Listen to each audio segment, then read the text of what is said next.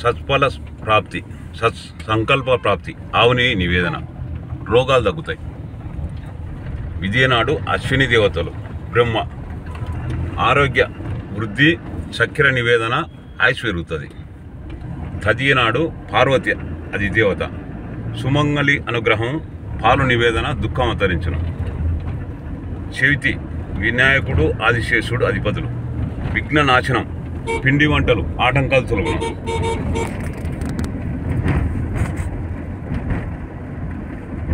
పంచమి ఆదిశేషుడు అధిపతి, వివాహం, వంశవృద్ధి, అరటిపండు నివేదన, బుద్ధి వికసించును. షష్ఠి కుమారస్వామి అధిపతి, పుత్ర ప్రాప్తి, తేనె నివేదన, ఆనందమైన జీవితం ఏర్పడును.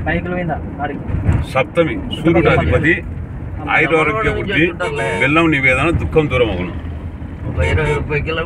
అష్టమి దుర్గా అష్టమాతృకలు అధిపతి.